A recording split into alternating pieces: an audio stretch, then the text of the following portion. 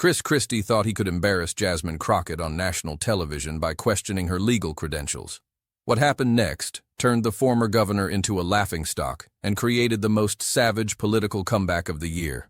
The stage was set for what seemed like an easy win for the veteran politician against the rising Democratic star. Christie, with his prosecutorial background and decades of experience, appeared ready to demolish the younger congresswoman from Texas. But Crockett had something waiting that would flip the script entirely. Picture this: a seasoned political heavyweight with a reputation for bulldozing opponents, sitting across from a congresswoman he clearly viewed as an easy target. The arrogance was written all over his face. The condescending tone was already locked and loaded. Christie had done this dance 1,000 times before. Use his prosecutorial background to intimidate, his experience to belittle, and his volume to dominate. But what Christie didn't know was that Jasmine Crockett had been preparing for this exact moment her entire career. Every courtroom battle, every civil rights case, every time someone had underestimated her because of her age, gender, or race, it had all led to this. She wasn't just ready for his attack, she was hungry for it. The political world was about to witness something unprecedented. Not just a comeback, not just a defense, but a complete and total annihilation of a political bully who had finally picked on the wrong person. This wasn't going to be a debate. This was going to be an execution. In the next 30 minutes, you'll witness how a single response can destroy years of political reputation and why you should never underestimate someone just because they're young.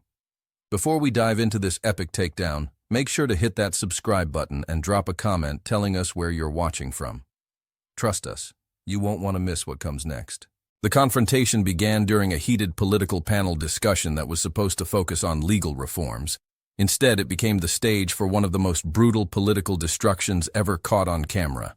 And the best part? Christie walked right into it with his eyes wide open. To understand why this moment was so explosive, you need to know the players involved and what led to this showdown. This wasn't just a random political spat.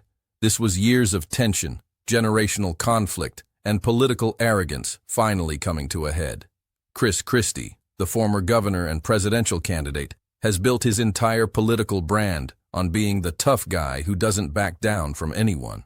With his background as a federal prosecutor, he's used to intimidating people with his legal knowledge and aggressive questioning style. At 61, Christie has spent decades in politics, believing his experience gives him the right to question anyone he sees as beneath him. Christie's reputation was built on moments exactly like this. He made his name by being the guy who would say what others wouldn't, who would attack when others played it safe. His supporters loved him for his willingness to go after opponents with everything he had.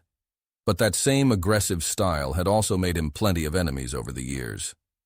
The former governor had a particular disdain for what he called the new crowd in Washington. He viewed many of the younger members of Congress as unqualified, inexperienced, and riding on nothing but social media popularity. In his mind, they hadn't paid their dues, hadn't fought the battles he had fought, and didn't deserve the same level of respect as veteran politicians. Christie's legal background was something he wore like armor. He constantly referenced his time as a prosecutor, his courtroom experience, his understanding of how the law really worked. It was his go-to move whenever he wanted to establish dominance in a conversation.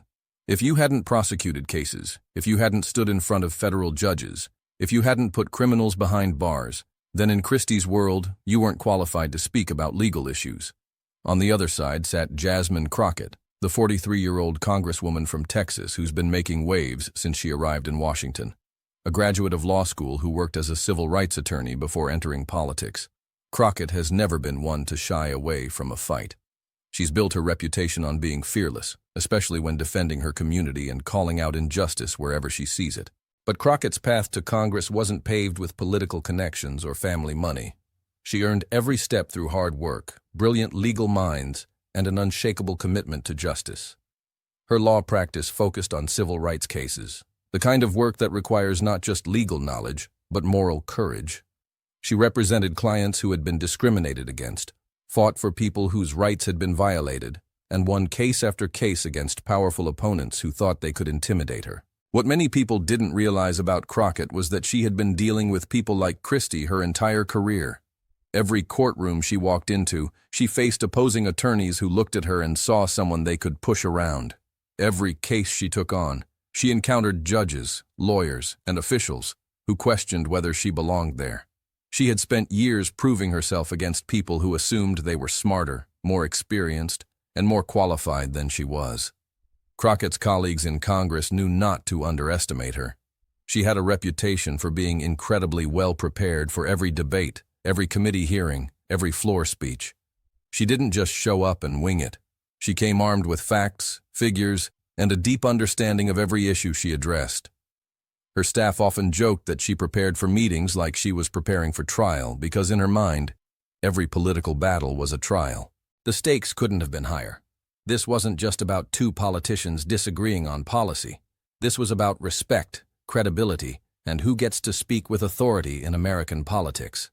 Christie represented the old guard of establishment politicians who believe experience trumps everything. Crockett embodied the new generation of leaders who refuse to be talked down to by anyone, regardless of their resume. The broader political context made this confrontation even more significant. Across the country, voters were watching to see if the new generation of leaders could stand up to the political bullies who had dominated Washington for decades. Would the changing of the guard in American politics be real, or would the old power structures find ways to maintain their dominance? For months, tensions had been building between the old establishment and the new wave of diverse younger politicians. Christie had been making subtle digs at newer members of Congress, suggesting they lacked the experience and knowledge to handle serious issues. He wasn't alone. Plenty of veteran politicians shared his view that the newcomers were all flash and no substance. Crockett had been watching this pattern for months. She saw how older politicians, particularly older white male politicians, talked down to her colleagues. She noticed how they questioned credentials, dismissed ideas, and used their supposed authority to shut down discussions. She had been waiting for the right moment to push back, to show that the new generation wouldn't be intimidated or silenced. What made this moment even more explosive was the personal history between the two. Christie had previously made comments about lawyers who hadn't really practiced law, clearly aimed at politicians with legal backgrounds but limited courtroom experience. Crockett had heard these comments and knew exactly what and who Christie was targeting. The setup was perfect for a political disaster. You had an older politician known for his aggressive tactics, facing off against a younger politician who had built her career on never backing down from a fight. Christie was confident in his ability to dominate the conversation. Crockett was prepared for exactly the kind of attack she knew was coming. The irony was thick. Christie, who had spent his career attacking others for their supposed lack of qualifications, was about to have his own record put under a microscope by someone who had done her homework. The prosecutor was about to become the defendant, and he had no idea what was coming. The panel discussion started normally enough, with both Christie and Crockett offering their perspectives on criminal justice reform. The moderator was trying to keep things civil, asking thoughtful questions about policy details and implementation strategies. For the first few minutes, it seemed like it might actually be a productive conversation. But Christie couldn't help himself. True to form, he began to get more aggressive, interrupting other panelists and asserting his authority based on his prosecutorial background. It started subtly, little comments here and there about his real-world experience and his time actually putting criminals behind bars. "Look," Christie said, leaning back in his chair with that familiar smirk. "I've actually prosecuted cases. I've been in real courtrooms dealing with real criminals. Some people here might have law degrees, but there's a difference between reading about law and actually practicing it." The comment was clearly aimed at Crockett, though Christie was careful not to name her directly. The other panelists shifted uncomfortably in their seats. They could all feel the tension rising, but none of them wanted to get caught in the crossfire of what was clearly building into a personal attack. The moderator tried to redirect the conversation back to policy, asking about specific reform proposals and their potential impact. But Christie wasn't interested in policy anymore.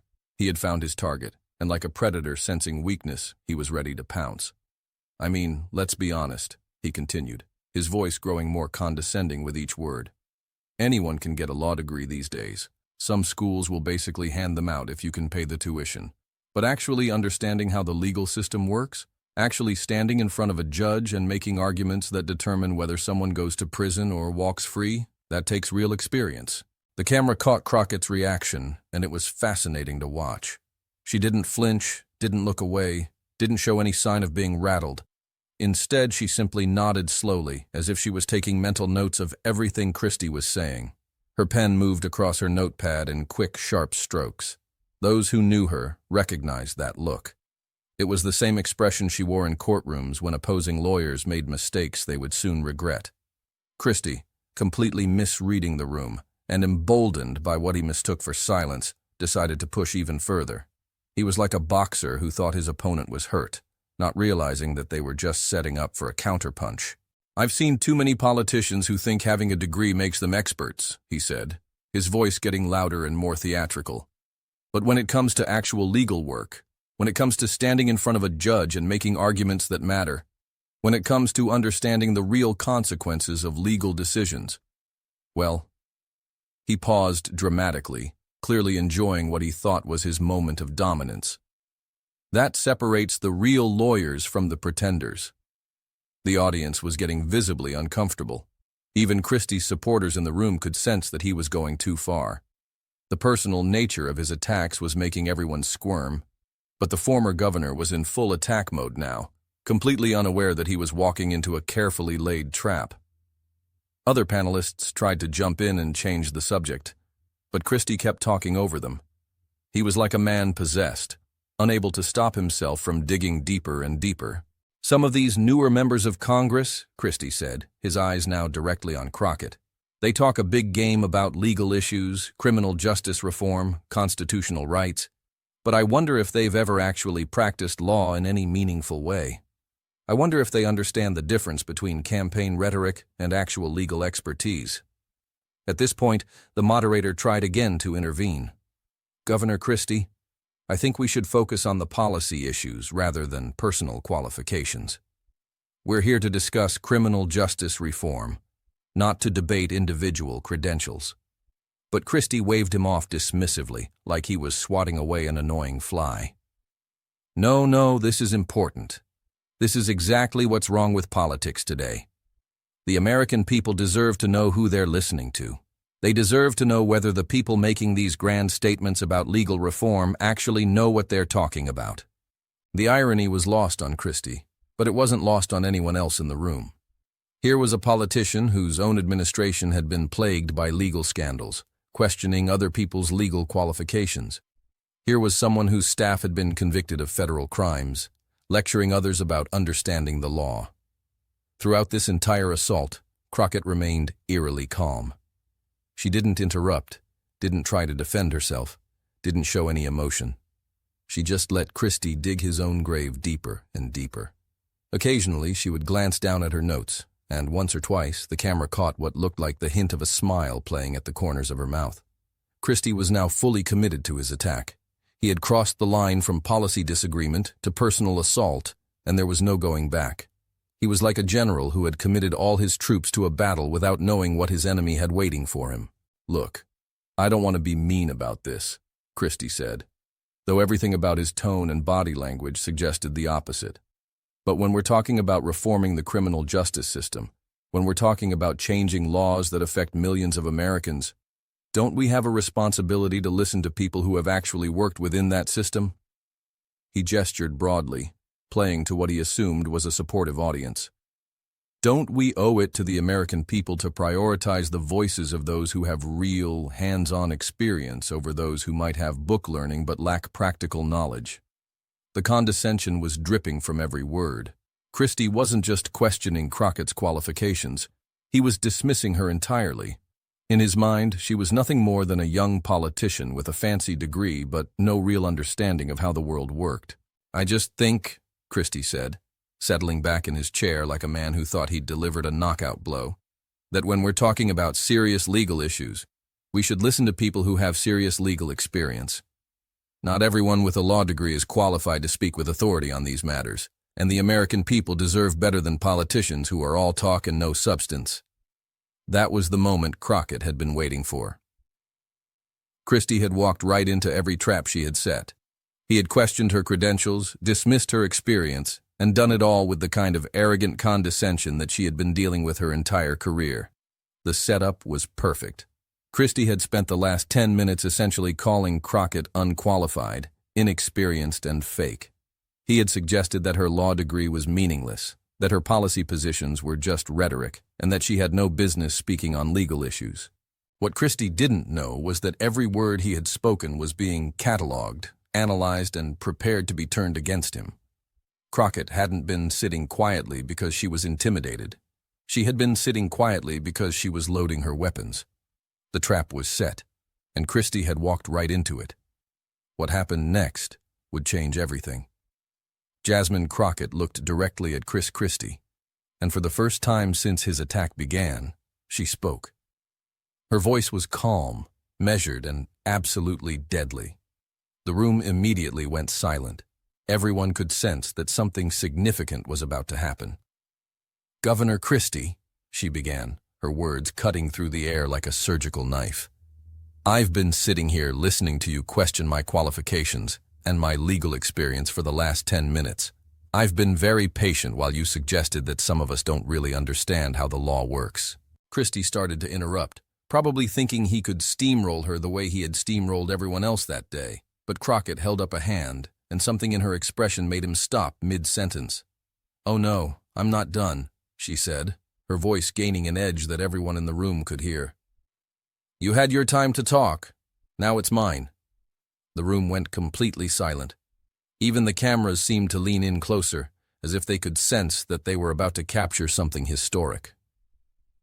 "You want to talk about legal experience?" Crockett continued, her voice gaining strength and authority with each word. "Let's talk about legal experience. You mentioned that anyone can get a law degree these days, that some schools just hand them out. Well, let me tell you about my law degree, Governor." She paused, looking directly into Christie's eyes with the kind of stare that prosecutors reserve for hostile witnesses. "I didn't just attend law school, I excelled there. I graduated with honors, participated in moot court competitions, and earned the respect of professors who had been practicing law since before I was born." Christie's smirk was starting to fade. He could sense that something was wrong, but he couldn't figure out exactly what. This wasn't going according to his script. "But more importantly," Crockett continued, her voice now carrying the full authority of someone who knew exactly what she was talking about, "let's talk about what I did after law school. Because unlike some people, I didn't use my law degree as a stepping stone to political office. I used it to actually practice law." The camera showed Christie shifting in his seat, clearly uncomfortable with the direction this was taking. The confident smirk was gone, replaced by something that looked suspiciously like worry. "For years before I came to Congress," Crockett said, her voice now ringing with the confidence of someone who had never lost a case she was prepared for, "I worked as a civil rights attorney. Not just any attorney, a civil rights attorney. Do you know what that means, Governor?" She didn't wait for an answer. "It means I didn't just read about the law, I practiced it, every single day, in real courtrooms, with real clients, fighting real cases that affected real people's lives. I represented clients who had been discriminated against because of their race, their gender, their religion. I fought for people who had nowhere else to turn." Christie tried to interrupt again, but Crockett's voice rose just enough to cut him off without seeming to shout. It was a courtroom technique, asserting dominance through confidence rather than volume. "I won case after case against some of the most powerful law firms in the state," she continued relentlessly. "I stood in front of federal judges and argued constitutional issues that you probably haven't thought about since your law school constitutional law class, if you took one." Now Christie was starting to look genuinely worried. This wasn't the response he had expected. He had thought he was attacking a typical politician who would get flustered and defensive. Instead, he was facing someone who was systematically dismantling his credibility. "But here's what's really interesting, Governor," Crockett said, and now there was steel in her voice that made everyone in the room sit up straighter. "You want to talk about legal experience? You want to question whether I understand how courtrooms work? Let me remind everyone here about your legal experience." This was the moment Christie realized he had made a terrible, irreversible mistake. His face began to change color, and his confident posture started to crumble like a building whose foundation had just been destroyed. "Your legal experience," Crockett said, her words now cutting through the air like bullets. includes being investigated by federal authorities for abuse of power. Your legal experience includes the bridge scandal, where your administration was found to have deliberately caused traffic jams to punish political opponents, actions that resulted in federal criminal charges. The room was dead silent now. Every person in the audience was hanging on Crockett's every word, watching Christie's face turn redder by the second. Your legal experience, she continued, showing no mercy whatsoever, includes multiple members of your staff being convicted of federal crimes while you were governor. Your legal experience includes being criticized by federal judges for your administration's conduct and ethics violations. Christie tried desperately to interrupt, his voice cracking with desperation. Now wait just a minute. But Crockett wasn't having it. Oh, we're not done yet, she said, her voice rising with righteous anger that resonated through every corner of the room. You want to question my law degree? You want to suggest I don't understand legal practice? Well, here's what I understand, Governor. She leaned forward in her chair, and everyone in the room could feel the power shift happening in real time. This was no longer a debate between equals. This was a destruction. I understand that real legal practice means representing clients ethically. I understand that real legal experience means upholding the law, not bending it to serve your political interests. I understand that when you take an oath to serve the public, you don't use that position to punish your enemies. The moderator tried weakly to step in, but both Christie and Crockett ignored him completely. This had gone far beyond a normal political discussion. This was personal now. And here's what else I understand about legal practice, Crockett said, her voice now booming with the kind of confidence that comes from knowing you're absolutely right. I understand that when you've spent years fighting for people's civil rights, when you've stood in courtrooms defending the vulnerable against the powerful, when you've won case after case protecting people's constitutional freedoms, that's real legal experience. Christie's face was now completely red. He opened his mouth to respond, but Crockett cut him off with a gesture that was pure courtroom dominance. But you know what the most important thing I learned in my legal practice was? She asked, her voice dropping to a level that somehow made it even more powerful. I learned that bullies who try to intimidate people by questioning their credentials usually do it because they're deeply insecure about their own record. The audience gasped audibly. This was no longer a political debate. This was a complete and total annihilation happening live on television. So, Governor Christie, Crockett said, her voice now dripping with the kind of controlled fury that makes opposing attorneys wet themselves, before you ever question my law degree again, before you ever suggest that I don't understand how the legal system works, maybe you should take a long, hard look in the mirror and ask yourself what kind of legal legacy you're leaving behind. Christie tried one final, desperate time to respond, but his voice cracked like a teenager going through puberty. Now wait just a minute. No, Crockett interrupted, her voice final and commanding in a way that made it clear this conversation was over. You wait a minute. You came for me today. You questioned my qualifications. You suggested I was somehow less qualified to speak on legal issues. You implied that my law degree was worthless. She stood up slightly in her chair, and the camera caught the fire in her eyes that had intimidated opposing attorneys for years.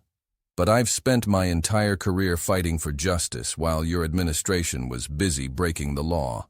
I've built a reputation on integrity while you've built yours on intimidation. I've won cases by being prepared and knowing the facts, while you've gotten by on bluster and volume. The room was now in complete chaos. Half the audience was stunned into silence, while the other half was buzzing with excited whispers. Everyone knew they had just witnessed something historic. So please, Governor, Crockett said, her voice now carrying the finality of a judge delivering a verdict.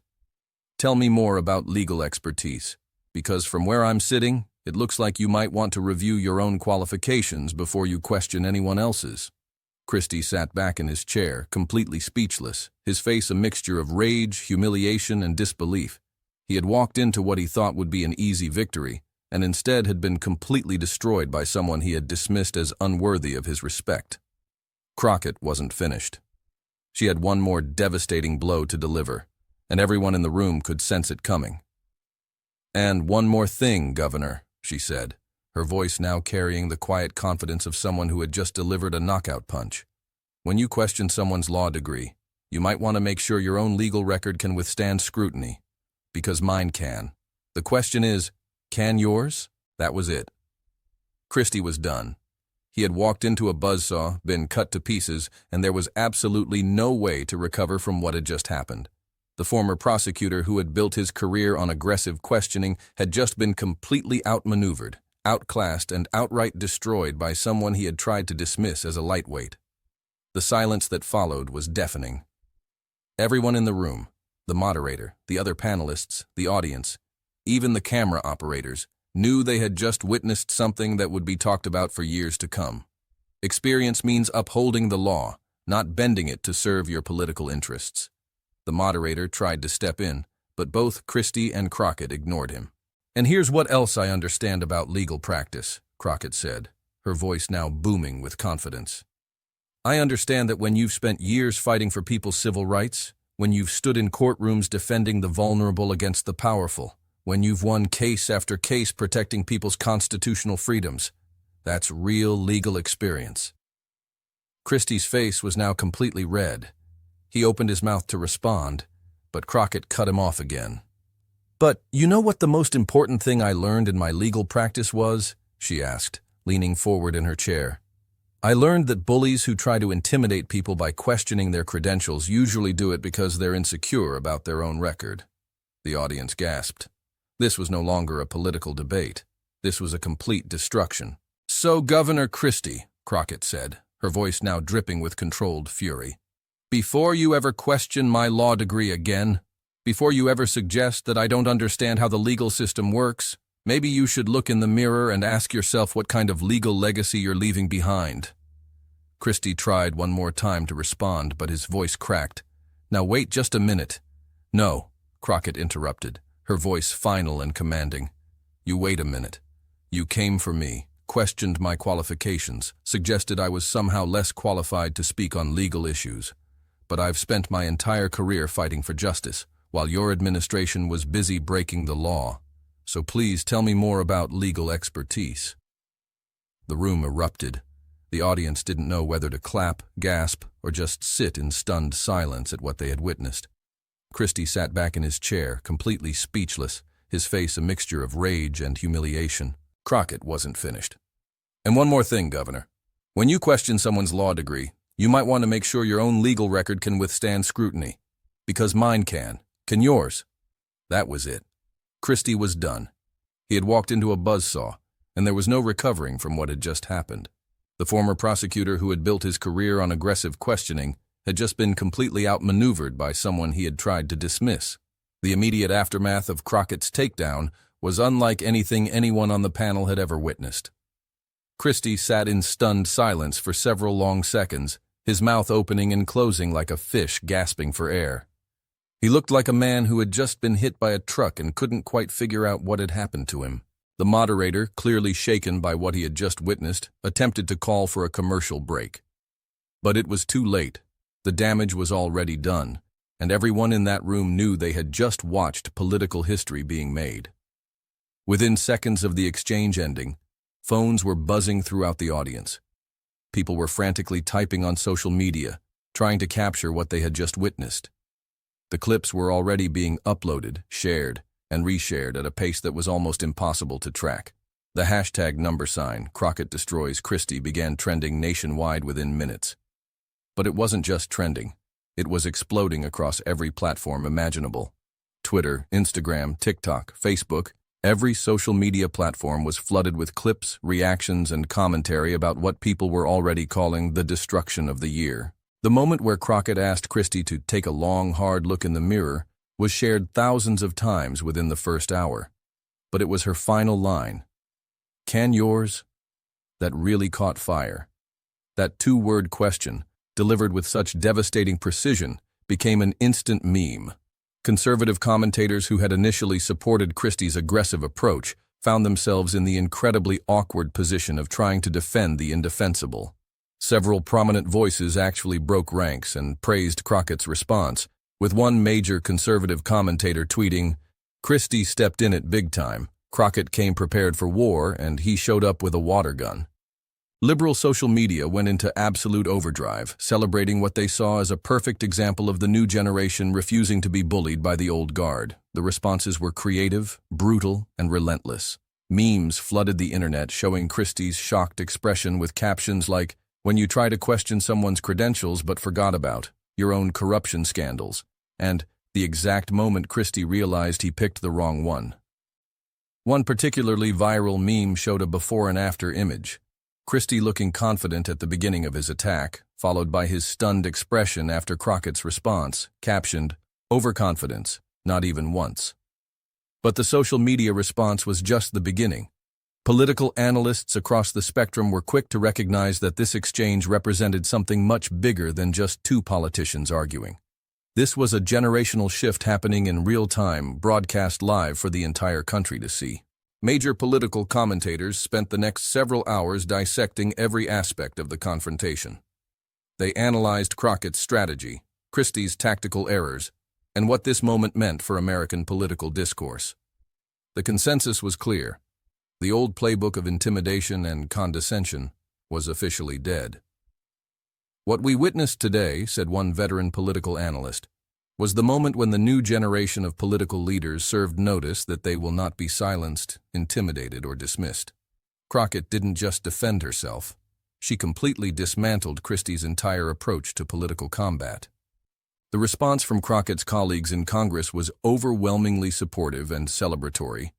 Multiple Democratic representatives took to social media to praise how she handled Christie's attack.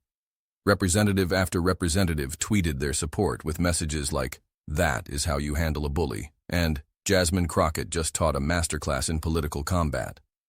But perhaps more surprisingly, some Republican representatives also privately expressed admiration for Crockett's performance.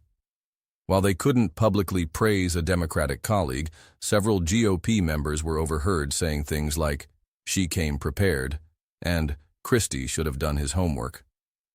Christie himself tried desperately to recover on social media, posting a tweet several hours later that read, "Had a spirited debate today that shows exactly why we need experienced voices in these important discussions." But the tweet was immediately ratioed, with responses pouring in from thousands of users pointing out the irony of someone with his legal troubles questioning anyone else's qualifications. The responses to Christie's tweet were savage and relentless. Experienced in what? Bridge closures and federal investigations? The only thing you experienced today was getting completely destroyed on live TV. Maybe stick to talking about subjects where your staff hasn't been convicted of crimes. Experienced voices? You mean like the experience of having your administration investigated by the FBI? Christie's team quickly realized that trying to fight back on social media was only making things worse. Every response they posted just generated more negative attention and reminded people of the original destruction. Within hours, they had gone completely silent, hoping the story would die down. But the story wasn't dying down. If anything, it was gaining momentum. Media outlets across the country picked up the story, with most coverage focusing on how completely Christie had been outmaneuvered. The headlines were brutal. "Christie gets schooled by Congresswoman he tried to intimidate." "When political bullying goes wrong, Christie's epic fail." "New generation politician shows old guard how it's done." "Christie learns the hard way. Don't come unprepared to a battle of wits." Legal experts who were interviewed for these stories praised Crockett's factual accuracy in outlining Christie's administration's legal troubles. Constitutional law professors noted that every point she made was well documented and verifiable, and several mentioned that her delivery showed the kind of preparation and precision that comes from years of courtroom experience. "This wasn't just a political comeback," said one legal expert. "This was a textbook example of how a skilled attorney handles an aggressive opponent. She let him make his case, then systematically destroyed it with facts, evidence, and superior preparation." The bridge scandal that Crockett referenced became front-page news again, with media outlets reminding viewers of the federal convictions that resulted from Christie's administration's actions. The irony was not lost on anyone. A politician whose staff had been convicted of federal crimes was questioning another lawyer's qualifications. But perhaps most importantly, the exchange highlighted the broader changes happening in American politics. For decades, politicians like Christie had been able to use intimidation tactics to dominate conversations. They could question others' credentials, speak over them, and use their supposed authority to shut down opposition. Crockett's response showed that this old playbook no longer works. The new generation of political leaders, especially women and people of color who have faced discrimination their entire careers, are not intimidated by these tactics. They're prepared, they're knowledgeable, and they're absolutely ready to fight back. The long-term implications of this confrontation extend far beyond one television appearance. Political consultants are already analyzing the exchange as a textbook example of how not to attack an opponent. Christie's mistake wasn't just tactical, it was strategic and fundamental. He assumed that his experience and volume would be enough to overwhelm Crockett, but he failed to do the most basic opposition research. If he had looked into Crockett's background, he would have known that she was not someone to be underestimated. Her legal career was exemplary, her courtroom experience was extensive, and her knowledge of civil rights law was encyclopedic. More importantly, he would have realized that someone with her background would be well versed in the art of defending herself against exactly the kind of attack he launched. Civil rights attorneys don't succeed by backing down from fights. They succeed by being better prepared than their opponents. The contrast between the two politicians couldn't have been starker. Christie represented the old guard, loud, aggressive, assuming that his reputation would carry the day. Crockett represented the new generation, prepared, strategic, and absolutely lethal when provoked.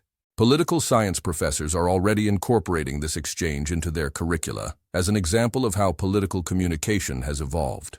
Students are learning that in the modern era, every public statement can be fact-checked instantly, every claim can be verified in real time, and every attack can backfire spectacularly if not properly researched. The Christie-Crockett confrontation also highlighted the importance of authenticity in modern politics. Crockett's response resonated because it was genuine.